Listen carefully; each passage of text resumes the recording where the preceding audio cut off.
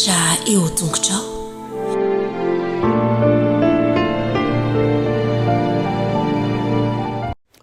Faly miarabantsika tsirairay avy indray tonga amin'ny fandraisana ny lesina ho an'ny lehibe isika amin'ity ity misaotra an'Andriamanitra isika satria mbola zava-dehibe ihany koa no andraisantsika ny ten'Andriamanitra anio alohan'ny dirantsika ny amin'ny lesina anio dia vavaka isika.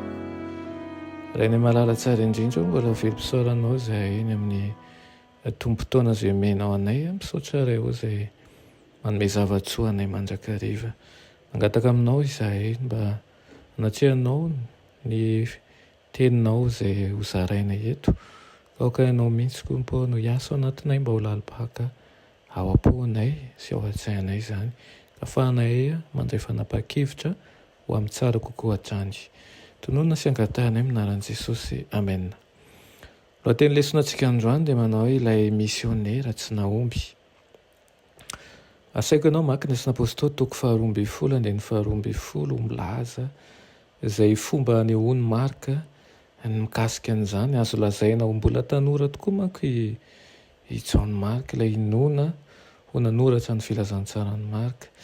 Tamin'io tranga niseho tao amin'ny Asina Apôstôly toko 12:12 io, tao anatin'ireo taona 70 taorianan'i Kristy ambara ao amin'ny 12 moa fa zanak'ilay vehivavy antsoina hoe Maria izy, miharihary fa olona manan-karena sy mpanohana ny fiangonana izy, ary nitarika fitaom-pivavahana tao an-tokantrano izay asongadiny Asina Apôstôly toko 12. Ny tantaran'i Petera tafandositra ny tranomaizina mba amin'izay nitranga tao aorianan'izay sy ny fahafatesan'ny Herôda mpanjaka, dia maneho fifanoherana manaitra ihany koa, saika mahatsikaiky mihitsy aza eo amin'ny Petera sy ity mpanjaka ity. Tsy dia mandray anjara loatsy John ao amin'ilay tantara, John Marka izany, saingy ny fanonona azy eto dia mampiomana ho amin'ny fifandraisany any aoriana amin'ny Barnabasy sy Saoly.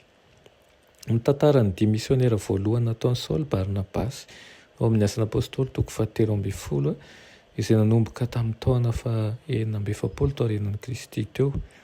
Tsy voatonona ao moa i John Marka raha tsy ao amin'ny 15 ka mpanampy na mpanompo no ilazana azy ao. Tsy misy filazana hafa momba azy raha tsy ao amin'ny 17 indray izay mitantara fohy ny iverenany tany Jerosalema. Tsy voalaza ny antony io fandaozana io, tsy voaresaka ihany koa na ny fahatsapany na ny fihetseham-pony, koa maro ny azo eritreretina momba ny antony nialany tamin'ilay asa misionera izay nona fa tsy nilaozan'ny zava-doza sy ny zava-tsarotra. Hoy Madame White milaza azy io manao hoe tao no resin'ny tahotra sy ny fahakiviany Marka, ka nisy fotoana ny salasalany tamin'ny fikasany an'olo-tena amin'ny fony manontolo ho an'ny asan'ny tompo. Tsy zatra zava-tsarotra izy ka nahakivy azy ny loza sy ny fiafiana teny an-dalana. Raha fitiana lesona an'io dia hitantsika ireo tantaram-piainan'ilay misionera tokoa. Tsy voasoratra mazava moa ny tena ny fihetseham-pony na ny zavatra mety ho nahakivy azy, kanefa ahitantsika tara izay ihany koa ny dia ataony miaraka amin'ny Kristy, fa tsy mora tokoa ny fiarahana amin'ny Kristy, misy zava-tsarotra sy hedraina ao anatin'izany. Azontsika angalana lesona ihany koa ny amin'ny asa fanompoana izay ataontsika amin'ny Kristy.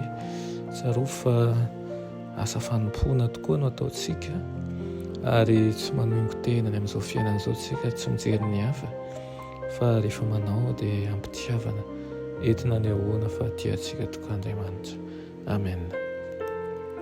Dia Andriamanitra tsara indrindra ny lanitra mbola misaotra anao izay amin'izany teninao izany, misaotra ireo izay manome zava-tsoa anay dia ny sakafom-panahy mba ahafahanay ihany koa misaintsaina ny amin'ny dia ara-panahy ataonay miaraka aminao.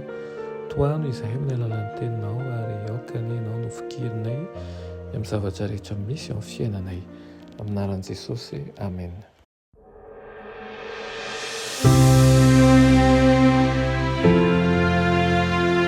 Mianatra eo an-tongotry Jesosy isan'andro.